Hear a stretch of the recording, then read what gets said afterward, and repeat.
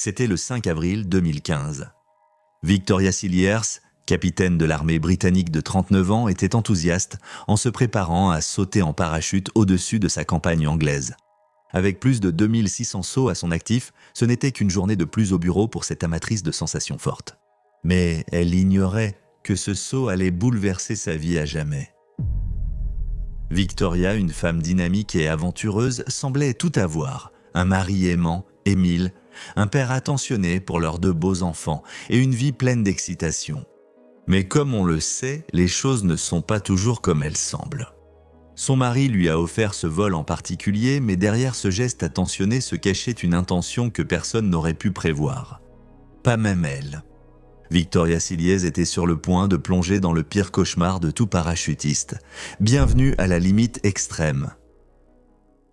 Le dimanche de Pâques, le 5 avril 2015, le cœur de Victoria était rempli de joie et de gratitude pour le cadeau que son mari aimant lui avait offert. Saut à l'aérodrome de Netheravon, Wiltshire, Angleterre. Émile Cilliers faisait également partie des forces armées britanniques et servait comme sergent dans l'armée britannique. À cette époque, leur relation traversait une période difficile, comme dans tout mariage. Ce cadeau était l'occasion de raviver leur amour et de se rapprocher. Mais Victoria était loin de se douter que, sous la surface de ce geste attentionné, un plan glaçant était en train de se tramer. Un plan dont elle ne se rendrait compte que lorsqu'il serait déjà trop tard. Journée de printemps typique en Grande-Bretagne. Une brise légère murmure dans les vallées, portant le parfum de la terre humide et des fleurs sauvages en floraison. Le chant des oiseaux emplit l'air et les champs, autrefois bruns et stériles, sont maintenant une tapisserie vibrante d'émeraude et d'or alors que les cultures commencent à s'élever vers le soleil. Victoria, pleine d'impatience, n'aurait pas pu choisir une journée plus parfaite pour son aventure en parachutisme. En arrivant à l'aérodrome, elle commença ses préparatifs avec enthousiasme. Elle enfila sa combinaison, fixa son parachute et s'assura que tout était en place avant d'être guidée vers l'avion qui l'attendait. Peu après, elle était attachée à son siège tandis que le pilote avançait lentement sur la piste. La cabine exiguë vibrait sous le grondement du moteur et le petit avion commença à quitter le sol. La lumière du soleil traversait les fenêtres, illuminant l'intérieur de la cabine. Victoria a probablement pris quelques profondes inspirations pour tenter de calmer le trac qui lui nouait l'estomac. Alors que la vétérane chevronnée du parachutisme regardait par la petite fenêtre, elle aperçut l'immense paysage verdoyant de la campagne britannique. Le rugissement du moteur, combiné au vent qui frappait contre la carlingue du petit avion, a peut-être encore accentué sa nervosité et son excitation. Elle en avait l'habitude, elle l'avait déjà fait de nombreuses fois, et c'était ainsi qu'elle aimait évacuer le stress. Alors que l'avion montait lentement dans les airs, il commença à se stabiliser. C'est à ce moment-là que Victoria commença à s'approcher de la porte de l'avion, centimètre par centimètre. Le pilote, un homme aguerri au tempérament calme, fait alors un signe du pouce depuis le cockpit. À la suite de cela, la porte s'est ouverte, révélant une vaste étendue bleue. Le vent s'est engouffré, tirant sur ses vêtements et fouettant ses cheveux. Elle s'est avancée jusqu'au bord de l'avion, a regardé le sol en contrebas, puis elle a sauté. Une vague d'exaltation et de joie a probablement envahi l'amatrice expérimentée de parachutisme lorsqu'elle a sauté vers le sol en contrebas. Pendant quelques précieuses secondes, c'est une chute libre à l'état pur. En descendant vers le sol, la sensation devait être unique, sans équivalent dans notre quotidien. Le vent hurlant à ses oreilles, la terre fonçant vers elle, et ce sentiment écrasant de liberté. Cette sensation unique, un sentiment que l'on ne peut éprouver que dans le ciel, est ce qui attire beaucoup de gens vers le frisson du parachutisme. Elle a probablement laissé échapper des cris d'euphorie accompagnés de quelques rires. Alors que Victoria redescendait rapidement vers le sol comme un oiseau, un sourire a probablement illuminé son visage et elle a pleinement savouré le frisson de la chute libre. De nombreux parachutistes enthousiastes affirment qu'à cet instant, tous les soucis de la vie s'effacent et qu'il ne reste plus que le moment présent. Elle surveillait attentivement son altitude, et lorsque le moment est venu d'ouvrir son parachute, la tragédie a frappé. Petite parenthèse dans ce chaos, pour plus d'histoires brutes, et non censurées indisponibles ici, rejoignez la communauté extrême sur Patreon. On se retrouve sur le vrai extreme. Alors que Victoria chutait vers le sol à plus de 100 km/h, son parachute ne s'est pas ouvert. Ayant été entraînée pour ce moment précis, elle n'a pas hésité et a rapidement largué le parachute principal avant d'essayer de déployer sa voile de secours. Mais même sa voile de secours n'a pas réussi à s'ouvrir. À ce moment-là, on ne peut qu'imaginer la peur et l'angoisse qui ont envahi l'esprit de Victoria. Une situation d'impuissance totale. Il n'y avait plus rien qu'elle puisse faire. Avez-vous déjà fait un de ces cauchemars où vous vous sentez tomber dans le vide? Vous donnez des coups de pied, vous vous débattez, impuissant en tombant, en panique, sentant l'impact imminent, vous vous réveillez en sursaut, haletant, les draps vous en serrant comme une momie. C'est peut-être juste moi, mais ce jour-là, c'était la dure et impitoyable réalité pour Victoria. On ne peut qu'imaginer le bruit du vent hurlant à ses oreilles. Alors qu'elle tombait vers le sol, tout devenait un mélange flou de vert et de bleu. Elle venait de sauter d'un avion, devenant un minuscule point sur l'immense toile du ciel. La montée d'adrénaline initiale était enivrante, un cocktail de peur et d'exaltation. Elle était libre de tous les problèmes de la vie, sans avoir à penser aux difficultés actuelles de sa relation. Pendant un bref instant, elle était un oiseau planant dans les cieux. Mais ensuite, toute cette liberté lui a été arrachée en un clin d'œil. Et si la chose même conçue pour vous ramener sain et sauf sur Terre vous trahissait? Lorsque le parachute de Victoria n'a pas réussi à s'ouvrir, sa vie a été bouleversée. Désorientée, elle tournoyait tandis que le sol se rapprochait rapidement pour la heurter. C'est le pire cauchemar d'un parachutiste. Et c'est exactement ce qui est arrivé à Victoria lors de cette journée de printemps terrifiante en Grande-Bretagne.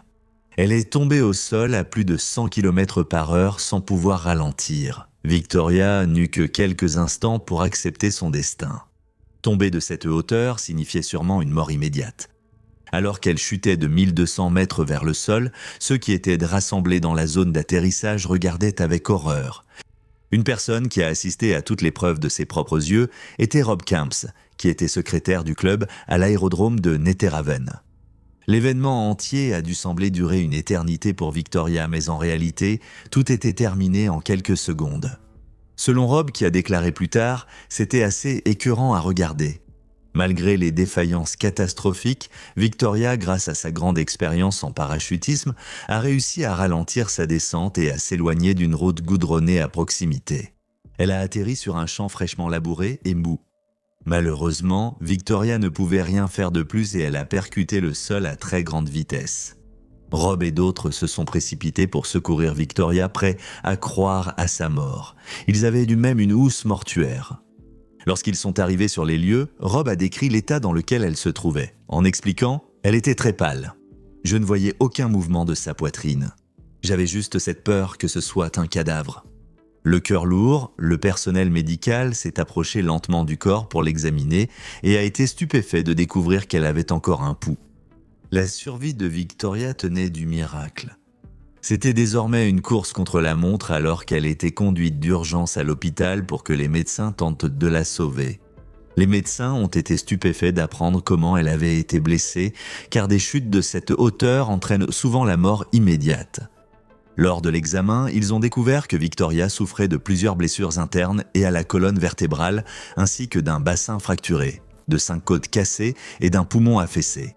Selon les rapports médicaux, sa silhouette mince et la douceur du champ récemment labouré qui a amorti sa chute lui ont finalement sauvé la vie. Cependant, cela soulève une question importante. Comment une chose pareille a-t-elle pu se produire? Le matériel de parachutisme est soigneusement vérifié pour garantir son bon fonctionnement. Bien que le parachute principal puisse mal fonctionner, les chances que les deux ne s'ouvrent pas sont vraiment rares. L'association de parachutisme de l'armée, reconnaissant le caractère inhabituel des défaillances des parachutes, a immédiatement contacté la police. Après avoir passé un certain temps à se remettre, Victoria a ensuite réussi à donner sa propre version du saut terrifiant qui a failli lui coûter la vie. S'adressant aux enquêteurs Paul Franklin et Maddie Henna, elle a détaillé chaque moment de la journée, ce qui a amené les autorités à suggérer dans un premier temps qu'il s'agissait soit d'un accident exceptionnel dû à une défaillance de l'équipement, soit même d'une tentative de suicide. Les premières hypothèses d'accident ont vite été remises en question quand l'association de parachutisme de l'armée, sous la direction de l'instructeur en chef Mark Beata, a détecté des irrégularités dans l'équipement de Victoria. Plus précisément, les slinks, qui relient le harnais au parachute, manquaient sur le parachute de secours. Cela, associé aux suspentes emmêlées du parachute principal, indiquait un sabotage délibéré. Avec cette découverte, la sonnette d'alarme a commencé à retentir et il semblait de plus en plus que cet accident apparemment étrange pourrait avoir des causes plus sinistres. Mais qui ferait cela pour viser un membre respecté de la communauté et un capitaine de l'armée britannique? Paul et Maddie ont enquêté en interrogeant toutes les personnes qui connaissaient Victoria. En évoquant leur premier entretien, Maddie Heena a déclaré qu'Emile lui avait inspiré un profond malaise dès le début. Dans une interview, elle a dit « Il était d'une confiance absolue. Être aussi sûr de soi ne semblait pas normal. » Ainsi, leur attention s'est rapidement portée sur le mari de Victoria. Plus ils en apprenaient sur la vie d'Emile, plus il devenait évident qu'elle était loin d'être parfaite. Bientôt, il est devenu le principal suspect à leurs yeux. Emile est né en Afrique du Sud en 1980, mais il a déménagé au Royaume-Uni dans la vingtaine, où il a rencontré sa première épouse Carly. Cependant, ce qui ressemblait à un coup de foudre s'est finalement éteint et le couple a divorcé. Emile a rencontré Victoria pour la première fois en 2009. Elle était kinésithérapeute sur une base militaire et lui était instructeur d'entraînement physique dans l'artillerie royale, ayant blessé son genou lors d'un accident de ski. Leur relation a fleuri. Avec une intensité difficile à ignorer, Victoria, dans la trentaine, était attirée par les yeux bleus perçants d'Emile et sa personnalité d'alpha mâle. Elle avait déjà été mariée, mais cette fois, elle était sûre d'avoir trouvé le partenaire idéal. Ils se sont mariés en Afrique du Sud en 2011 et ont eu 2 enfants ensemble. Les premières années de leur relation semblaient parfaites, et les gens de l'extérieur enviaient la proximité apparente que le couple partageait. Cependant, sous la surface de cette union apparemment parfaite, des fissures commençaient à apparaître et Victoria ne tarda pas à s'inquiéter pour Emile. Les enquêteurs ont découvert un lourd endettement. Selon leur rapport, il a dépensé une somme considérable de l'argent de Victoria, trouvant souvent des excuses à ses problèmes financiers. En plus de cela, il disparaissait pendant de longues périodes. Malgré tous ces signaux, Victoria était restée prisonnière de cette relation. Comme beaucoup de victimes de contrôle coercitif, elle a eu du mal à s'en libérer. Même avec sa personnalité détestable, ce que les enquêteurs commençaient à suggérer semblait presque impossible à croire pour Victoria. Ils soupçonnaient que c'était Emile qui avait saboté son parachute dans une tentative délibérée de lui ôter la vie. Elle et son mari avaient leurs problèmes comme beaucoup d'autres couples. Mais aurait-il vraiment pu planifier de tuer la mère de son enfant de sang-froid? C'est là que notre histoire devient inquiétante. Ce n'est pas seulement une histoire de survie, c'est une histoire de trahison, celle d'un mari qui a cherché à mettre fin à la vie de sa femme et des circonstances extraordinaires qui ont conduit à sa chute. Au fur et à mesure que l'enquête avançait, la police a découvert une vérité choquante. Emile avait déjà tenté de tuer sa femme auparavant. Moins d'une semaine avant l'incident de parachutisme, il avait tenté de provoquer une explosion de gaz dans leur maison à Amesbury, dans le Wiltshire, mettant en danger Victoria et leurs 2 enfants. Son plan était astucieux. Il a ouvert le robinet de gaz et a laissé le gaz se répandre dans toute la maison, espérant que quelque chose provoquerait une explosion dévastatrice. Heureusement, Victoria a senti la fuite et a réussi à mettre elle-même et leurs 2 enfants en sécurité. Mais ils ont probablement considéré cela comme un accident involontaire. Qu'est-ce qui peut pousser un homme à mettre en danger sa femme et leurs 2 enfants?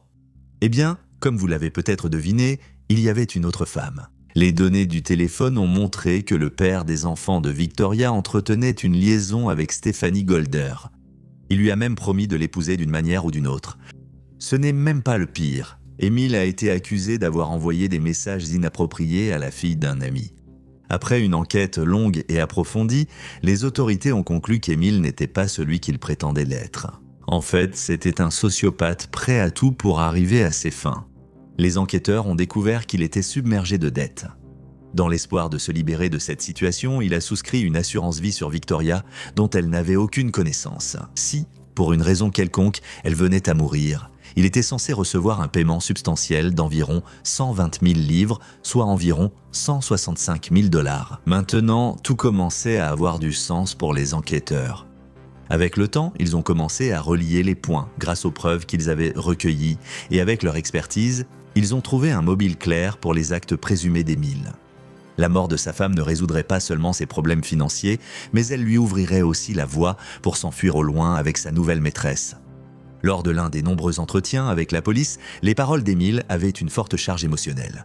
Il a dit « Je l'aime et c'est la mère de mes enfants, mais ce n'est plus un mariage dans lequel je veux rester. » Cela me fait me demander, a-t-il entendu parler de quelque chose qui s'appelle le divorce?